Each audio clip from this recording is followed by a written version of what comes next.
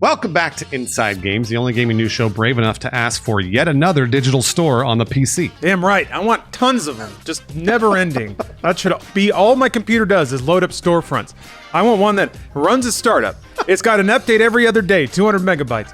And it should just hammer me with promotional emails and notifications. I mean, Bruce, I don't know about you, but I can't start my day unless I just get 15 updates from every Games of Service game that's launching a new season or has a new skin. Oh, yeah. I don't know, RoboCop's fighting Goku. It's great. Better than a cup of coffee, Bruce. Gets my motor running. I want all those storefronts made in Java, too. Can we do that? Yeah. Yeah, make them suck up all my RAM and take 20 minutes to load. PC gamers might be drinking the hard stuff soon enough, though, as data mined evidence from the recent PC port of Marvel's Spider-Man suggests Sony is building their own storefront for PC. This could mean that they're working on a complete integration of PlayStation Network features. Cross-buy, trophies, cloud saves, the works, the whole deal. It could even mean day one launches for first-party PlayStation games on PC. Boy, that's tempting. To see first-party Sony stuff day one on PC. Brilliant. Wow, that's huge. It could also mean, though, that Sony's building another walled garden because they want to capture all of the revenue from those game sales, which would mean they stop publishing games on Steam. And boy, what a devil's deal that would be. You can finally get Bloodborne on PC, but you gotta download an entirely new store to get it. Something tells me even the most jaded PC gamers would find room in their hearts for another store if that's what it takes, especially if it's from Sony. A deal. I'll download it right now. Don't kid yourself, you're gonna do it. But maybe it won't come to that. Sony's been willing to play ball with third parties more than usual lately. They've also demonstrated that they're fiercely protective of their first-party profit margins, which selling through Steam would bite into. Yeah, but first let's cover where this news actually came from, where these flights of fantasy about Sony on PC really started. Video Games Chronicle reported the news on August 16th after verifying multiple data mined references to PSN account linked and PSN linking entitlements in the recent PC port of Marvel's Spider-Man. Now, this game doesn't have any linking functionality as it shipped, so these listings imply that PSN account linking was or currently is in development. And if Sony is working on the functionality to link PSN accounts to PC games, it's a natural implication that this very same functionality could be employed in a standalone app. One that could, theoretically, support a shared ecosystem with PlayStation Network. Same friends, trophies, purchases, basically what Microsoft has done with Xbox, and we all know that pretty well. But exactly how open would that system be? And would Sony continue to publish games on other PC stores like Steam? From our analysis, Sony has a business case both for and against publishing on Steam going forward, which to us implies they could pursue a hybrid strategy on PC that maximizes the relative aspects of their businesses. Let's take a look at what that means. Absolutely. Based on Sony's traditional lines of business, we could see why they'd want to keep their PC sales exclusive to their own store once that exists. A vast majority of PlayStation's revenue comes from digital sales, both software and add-on content. And since they sell that content through their own digital store, they get to keep all that money. Give it to me. I love all of it. Yeah, if it's first party, they get it all, and if it's third party, they get a piece of it. And all they do is just act as an intermediary. So that's a good business to be in. Any sales through another store, like Steam, are subject to a revenue split that can go as high as 30%. And that rate has actually come down thanks to the Epic Game Store. But yeah, given how the PlayStation brand has flourished under this model of owning all their digital revenue for the last 10 years, it seems really unlikely at this point that they'd be willing to share 30% of that chunk on a new platform they're building with another company, especially since they have the means to build their own platform where they can own it all. Sony has taken specific action to protect their digital profit margins in the past. Two, class action suit filed in May 2021 accused Sony of intentionally manipulating digital game sales, we reported on this, by not allowing digital codes for content to be sold outside of the PlayStation Network. The suit then compared physical to digital prices to find an average price increase for digital games over physical of 74%. It's huge. Yeah, and that stings especially hard for the PlayStations that have no physical disc drive. That means the games you buy don't compete with anything. PlayStation executives have also specifically called out the margin they get on first-party game sales as instrumental to their current business operation. Sony Interactive Entertainment president Jim Ryan called it a virtuous cycle, which is I love how poetic Sony can get. I really do. Essentially, larger game revenues allow them to reinvest that money into game studios to have them then produce even more robust and impressive looking games that then earn even more money that they can then reinvest back in those developers. So virtuous. Ryan then explained that any disruptions to that cycle, such as a reduced return from offering premium games as part of a lower cost subscription service, could result in less investment in future productions and thus a general reduction in quality for video games. Now, granted, this is a businessman telling you that their products will get better if you give them more money. So we should all be pretty skeptical about that. It is hard to argue with their results, but be skeptical. Yeah, Ryan's talking about the context of their business, and it makes sense given how their business has evolved. But he is just saying, hey, give us more money and you'll get better games out of it, I promise. But again, can't argue with those results. They have been putting out really good stuff. Point is, though, it's clear that PlayStation relies on the rate of return they're currently getting on video games. Now, granted, theoretically, Steam business as it is now is additional to that. But if you're a business person, you're looking at the money that's coming in and being like, what if we had 30% more? Mm-hmm. That's why it kind of seems unlikely they would continue to publish games on Steam if they have a functioning store up and running where they get to keep 100% of that revenue. The good news is, though, that philosophy is totally in favor of day-and-date releases on PC, provided it's exclusive to the Sony store, because then they get the margin and they get a bigger audience to sell to. But, big but here, Sony's business and really the flow of money in the games industry has changed. While digital sales are the lion's share of PlayStation's revenue, add-on content, DLC purchases are specifically the largest revenue stream. Yeah, it's also clear that PlayStation wants to build out their games as service business. They directly told investors that a few months ago. They also described Bungie's acquisition as a step towards PlayStation becoming more multi-platform, and they acquired Haven Entertainment back in March to publish their unannounced multiplayer game. They also seemed pretty rustled by the prospect that Call of Duty and all those delicious COD point transactions. Oh, there's so many. They get a piece of those. Yeah. Those might permanently leave PlayStation platforms after Microsoft reached a deal to acquire Call of Duty and Activision Blizzard. Their somewhat dramatic responses to a survey concerning the acquisition reveal that much. We reported on it last week, since they basically argue that Call of Duty is a whole sales market unto itself. While PlayStation has enjoyed years of healthy margins on premium games on their own platforms, the outrageous sacks of money that games as service brings in have clearly convinced Sony that you need one or two of those under your belt to future-proof your company revenues. That's why they bought Bungie. The good news there is that games as service games thrive on being on as many platforms as possible as well. Hell, it took the mother of all service games, Fortnite, to finally convince PlayStation to enable crossplay.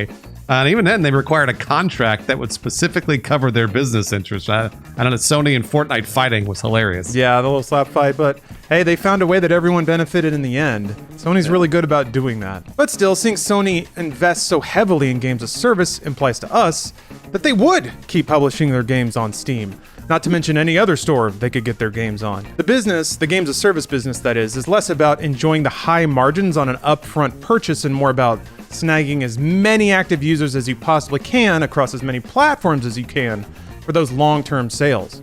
Plus, and I think this is the cornerstone of it, Sony could always host their games on Steam or wherever and still conduct all the microtransactions through their own networks after the fact. I like that point. Since we see two different types of games that pull revenue in different ways, we expect that Sony will release games in a way that maximizes their revenue by type.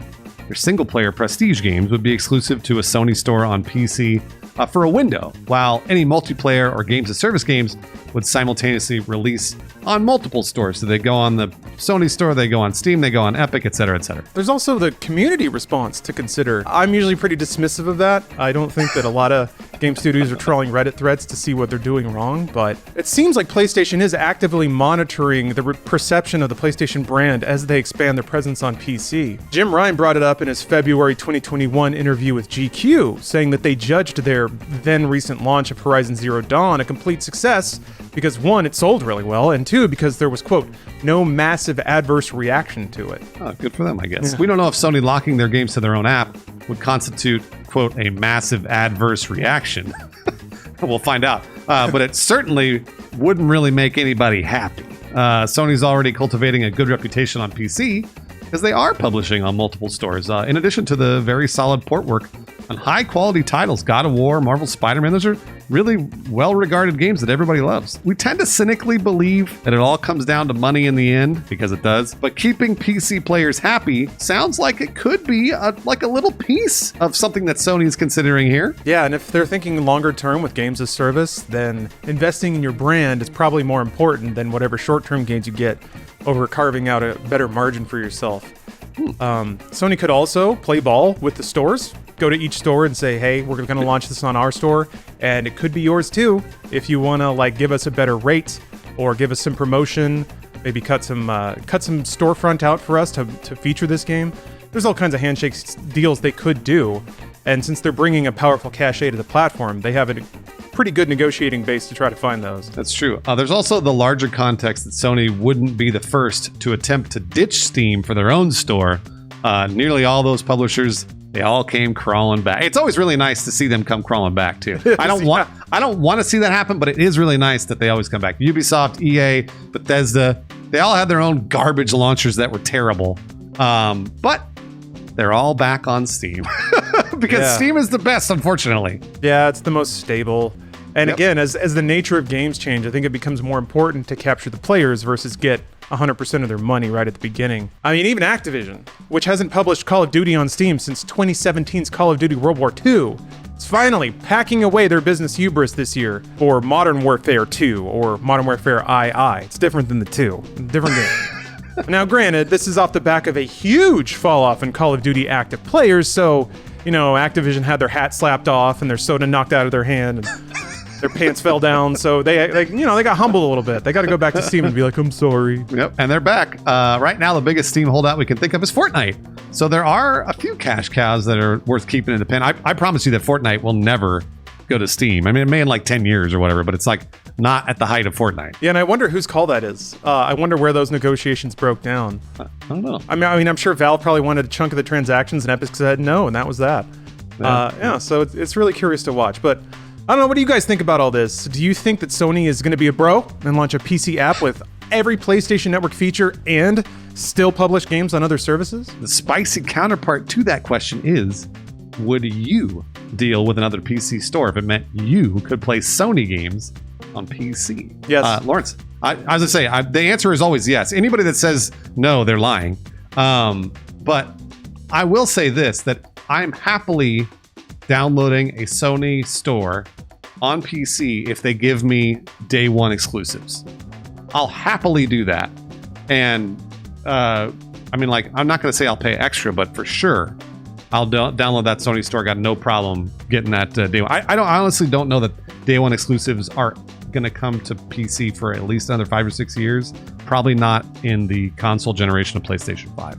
We'll see. I think there's a technical aspect to launching on PC and PlayStation at the same time that this kind of ignores. This is purely just the finance aspect of it. It takes time and money to prep a PC launch as well. So in addition to the financial aspect of the window of launching on PlayStation first and then on PC, that helps because you capture as many sales as you can at 100%, and then a year later you capture what sales we're still holding out at a reduced percent, but at least you get multiple bites of the pie. That one extra year also allows you to farm the game out to a port studio. So the windowing makes sense from a lot of perspectives. So yeah, Bruce, I agree. If the idea of simul release on PC were if it comes pretty soon, that would be shocking because that meant it was planned 3 years ago. Right. So I think we're going to see it windowed for a while longer, simply because Sony's expansion on PC is fairly recent. But before long, and really depending on how much money Sony is pulling from PC, which they haven't quite shared, it might be in their interest to do simultaneous release, which would be the coolest thing. I think right now they're selling way too many PlayStation 5s for that. So they just got money hand over fist just rolling in. So there's no reason to figure out how to make more money on a day one Sony release because they're already doing it. I do think in a few years though, with PlayStation 6, if they don't have the same reception there, then they may have to start considering the day one thing on PC. And that's complicated too, because unlike a PlayStation, then you get to field emails from people that have 15 different versions of Zoom installed and they can't figure out why Horizon Zero Dawn isn't launching or whatever. So there's hidden costs there too, and it's a bit messier of a business, but clearly it's worth the money. And it's really exciting to see Sony start to wade into this. Now, what's left? Nintendo, right? They're the last holdout. Make the money on PC, Nintendo, please. They'll never do.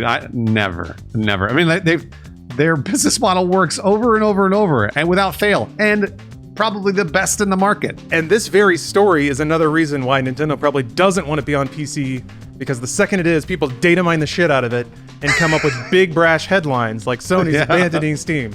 So I'm sure they don't want to deal with that either. They seem pretty fiercely protective of their image and their brand.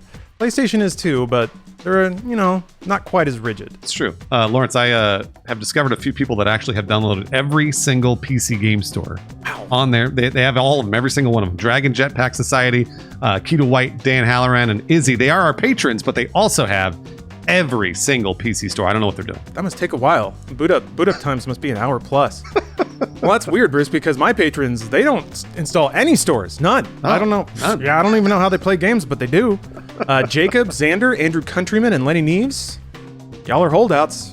Appreciate your strength and your support. And their PCs are moving real fast, too. Oh, yeah. By the way. Lightning boots. Can't play anything. You get to Minesweeper faster than ever before, but that's it.